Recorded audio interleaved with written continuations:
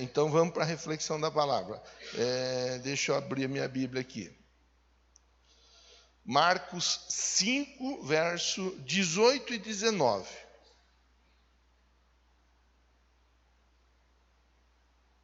E pode ficar tranquilo que o relógio está na minha frente aqui. Nós não vamos embora daqui tarde, não.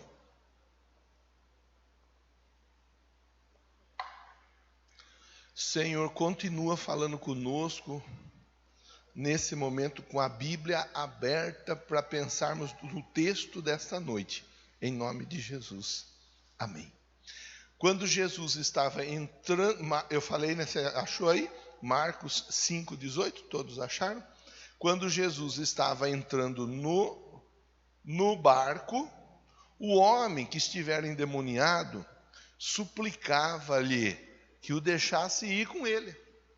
Jesus não permitiu, mas disse: vá para casa, para a sua família, vá para casa, para a sua família, anuncia quanto o Senhor fez por você e como teve misericórdia de você. Você vê que a história, né, se você quiser fazer a leitura desde o início, vai lá no verso 1 e você vai ver a história com muito mais detalhes. Eu não vou entrar nos detalhes da história na noite de hoje.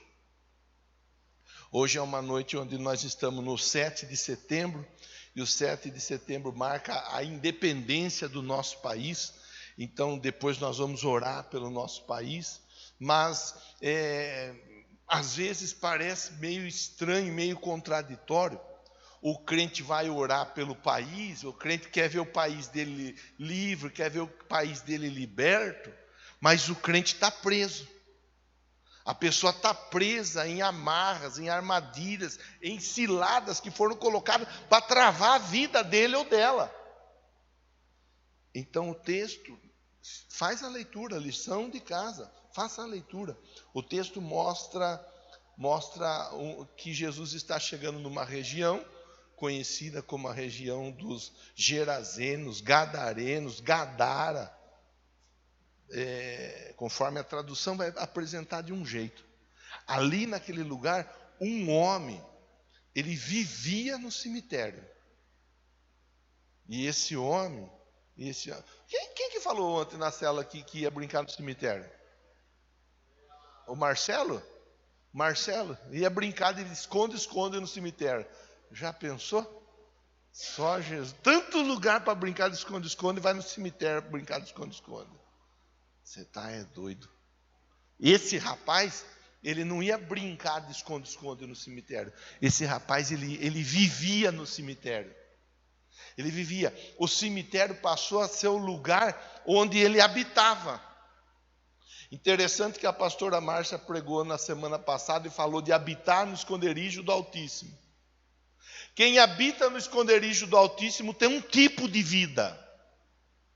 Quem habita no cemitério tem outro tipo de vida. A pergunta é: qual tem sido o seu habitat? Qual tem sido o seu lugar de vivência? Qual tem sido? Esse rapaz, no cemitério. Só que ele vivia no cemitério e ele vivia acorrentado. Só que as correntes que a turma amarrava ele, as correntes não davam conta de segurá-lo, de prendê-lo. Tamanha a dificuldade que esse homem enfrentava na vida. Veja, é um rapaz totalmente perturbado, totalmente cheio de dificuldades, acorrentado. Mas as correntes, elas eram rompidas pela força, deixa eu achar aqui, verso 3. Esse homem vivia no sepulcro, ninguém conseguia prendê-lo, nem mesmo com corrente. Nem com corrente prendia esse homem. Imagine a força, e é aí que eu gosto de te provocar. que eu falo para você, você vive no modo natural ou no modo sobrenatural? Você tem a liberdade para viver no modo natural ou no modo sobrenatural. Eu tenho a obrigação de te alertar. Você tem a liberdade de fazer a escolha. Esse homem, no mundo natural, ele vivia acorrentado, aprisionado por uma força descomunal que vinha do sobrenatural. Então o texto diz: ninguém segurava ele, nem homem nenhum conseguia prendê-lo, e muito menos as correntes. Quer dizer, ele não estava vivendo o sobrenatural de Deus na vida dele, mas ele estava vivendo o sobrenatural do inferno, do diabo. Você está entendendo, sim ou não? Aí é cada um que escolhe. Dá para você viver o sobrenatural de Deus ou o sobrenatural do inferno.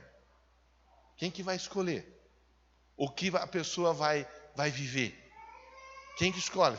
Pergunta para quem está pertinho de você. O que você quer, hein? O sobrenatural de Deus ou o sobrenatural do inferno?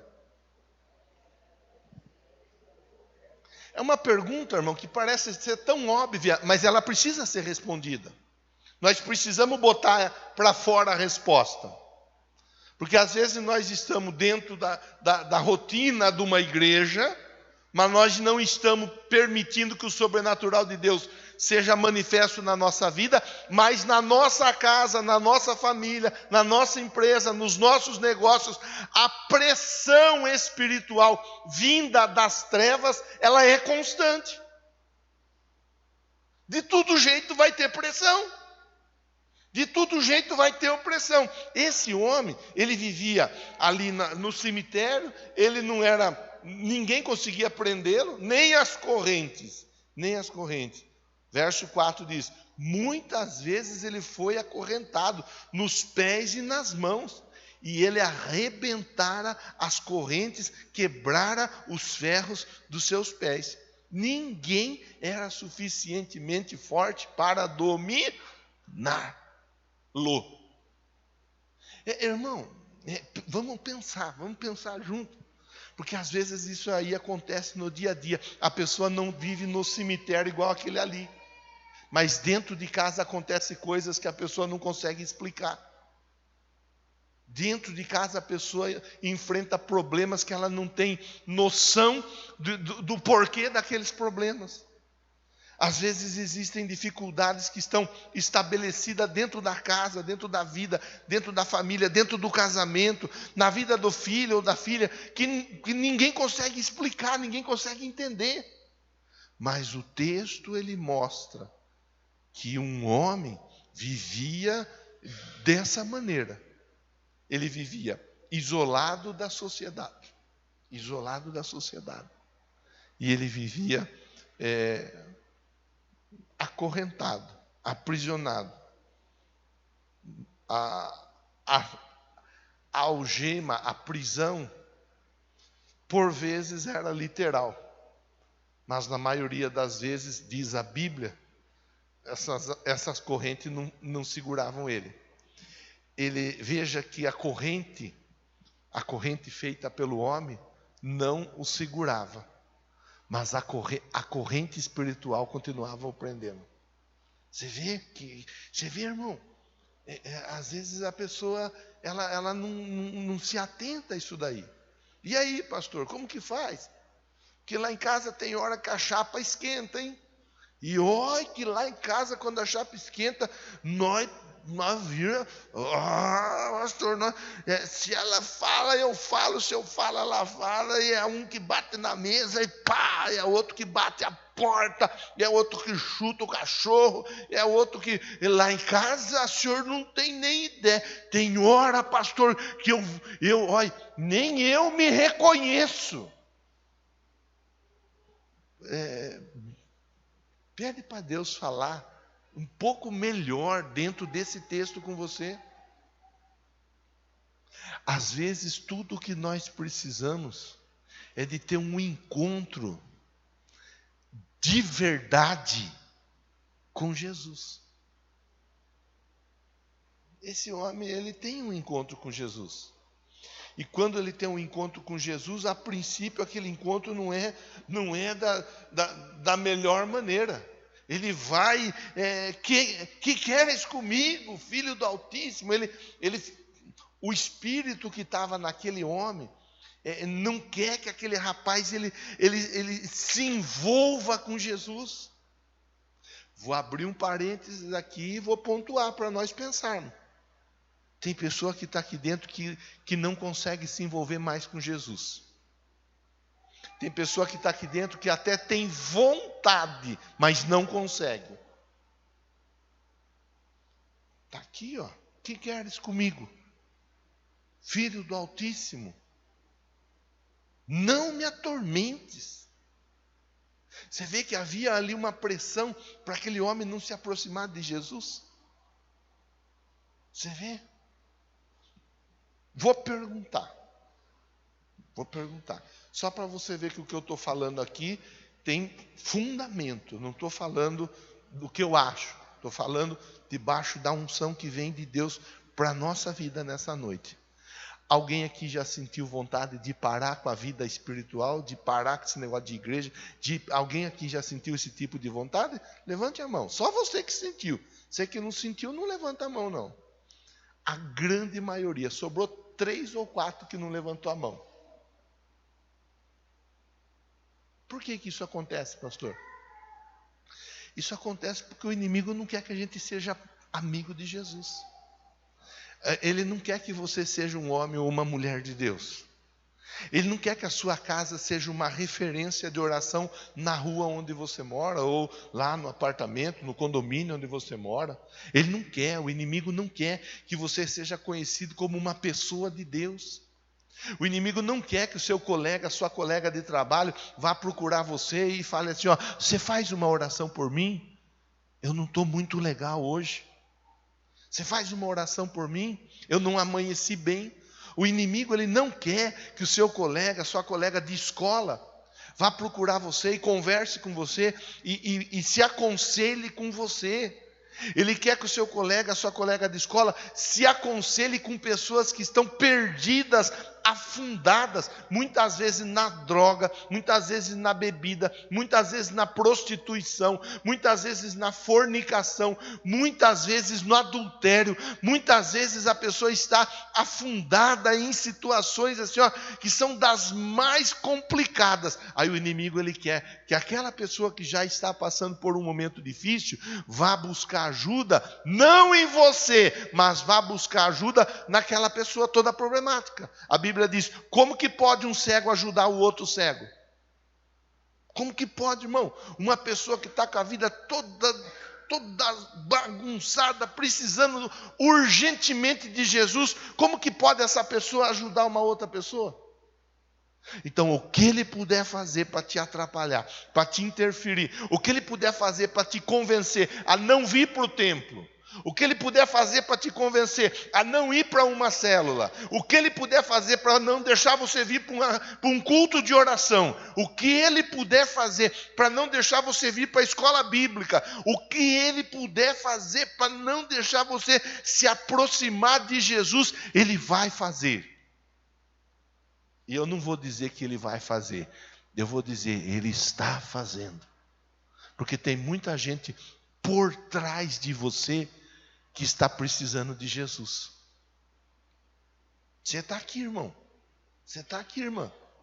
Você veio. Você orou por alguém, sim ou não? Quem aqui orou por alguém que não conhece Jesus e está com a vida tudo estrupiada? Deixa eu ver. Está vendo? Essa pessoa, ela está por trás de você. Essa pessoa está precisando de você. Pelo amor de Deus, pastor, eu não estou cuidando nem da minha vida, vou ter que cuidar da vida do outro. Ninguém disse que você tem que cuidar da vida de ninguém. Mas você pode ser sal na vida de uma pessoa que está sem gosto de viver. Você pode ser luz na vida de uma pessoa que está nas trevas. Você pode. Por isso que você está aqui. Por isso que Deus te traz aqui nessa noite, por isso que Deus te traz aqui nesses dias. Está aqui, ó. O texto do verso 7 mostra: o que você quer comigo? Não me atormente, deixa eu quieto. Quem estava falando aquilo era o rapaz ou era o demônio? Era o demônio. O demônio não queria que aquele rapaz fosse uma pessoa amiga, íntima, próxima de Deus. Mas Jesus, ele tinha um plano. Nós lemos aqui Filipenses 1,6, né? Ele tinha um plano na vida daquele rapaz. E quando ele começa, ele termina. Ele começou indo em direção ao lugar onde aquele rapaz se encontrava. Ele começou, ele foi. Você vê que Jesus vai ao encontro. Você vê que não somos nós. João 15,16 fala disso. Não foste vós que me escolheste, fui eu que escolhi vocês. Eu escolhi Jesus. Você não escolheu nada. Quem escolheu você foi Jesus. Ele que te escolheu. E está na Bíblia. Se você não concorda, você vai discutir com Deus. Mas está na Bíblia. Então, Jesus vai ao encontro daquele rapaz. Jesus completa a obra na vida daquele rapaz, libertando aquele rapaz. Agora aquele rapaz, ele está liberto, ele está abençoado e ele está tocado por Jesus. Diga amém, diga graças a Deus. Fala assim, ó, essa bênção está sobre a minha vida. Salvo, santo e servo. Não é outra coisa que Deus tem para a sua vida, senão isso. Salvo, santo e servo. Daí a gente entra lá onde nós fizemos a leitura. Está feita a obra. O rapaz estava com um problema, mas Jesus resolveu o problema daquele rapaz. Agora verso 18, ajude por favor, Samuel. Verso 18, que foi onde nós fizemos a leitura, para complementar e finalizar a nossa reflexão dessa noite.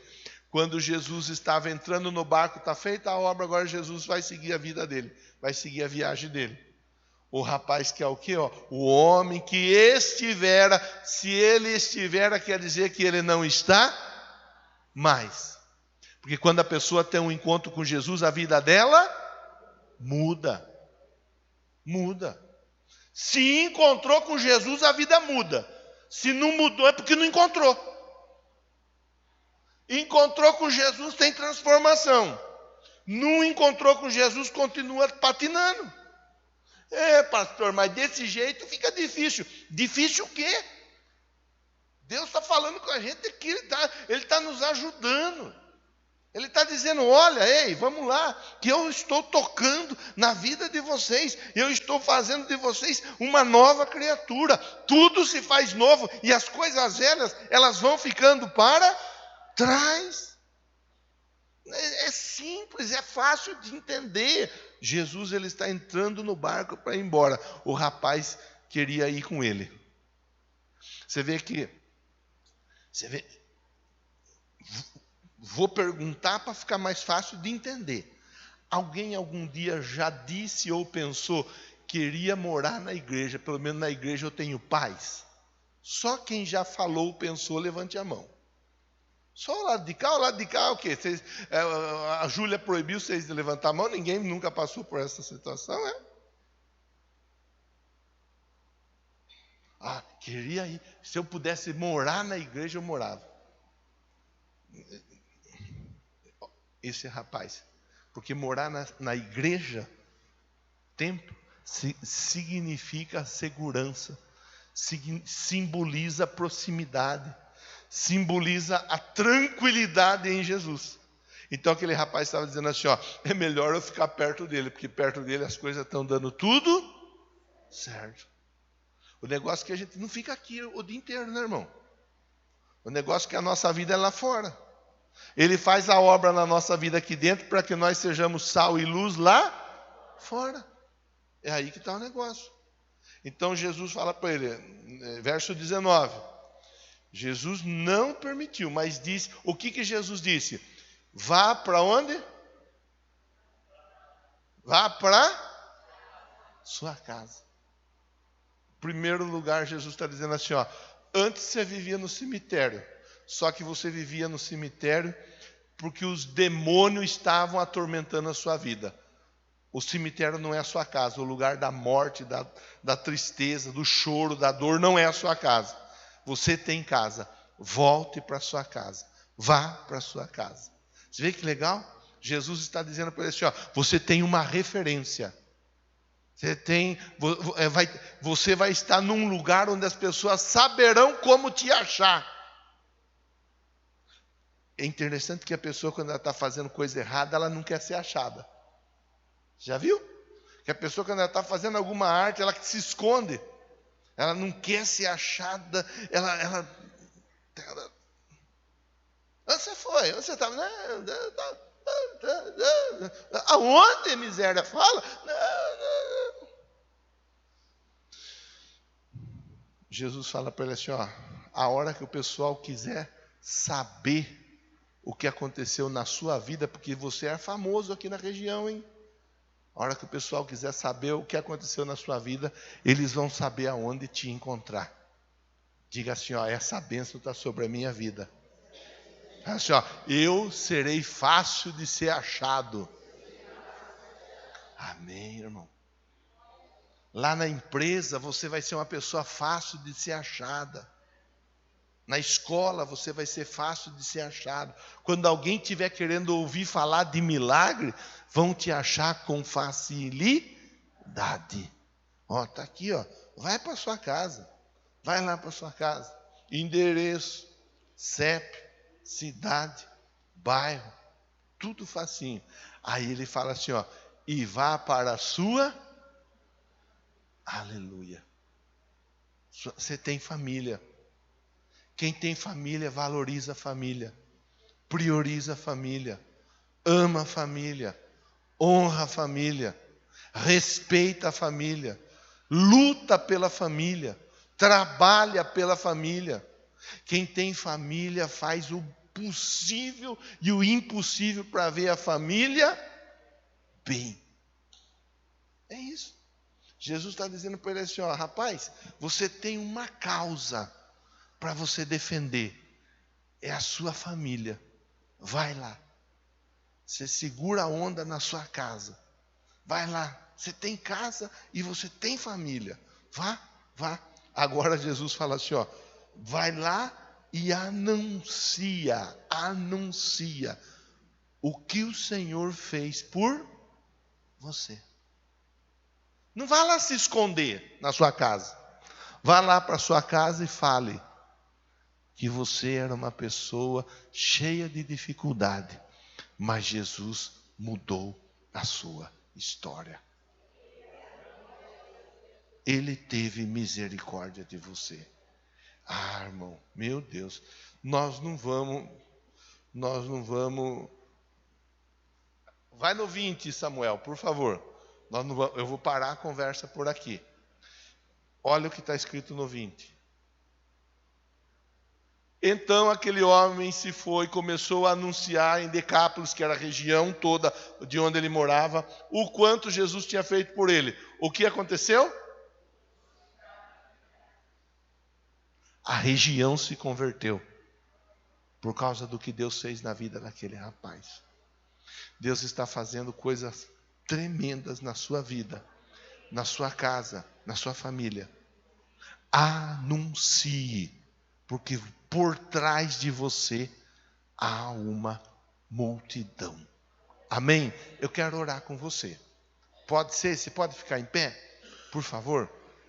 Eu acho esse texto tão jóia. Ele tem muita informação, irmão. Tem muita conversa. Eu não fiquei entrando em detalhe nenhum.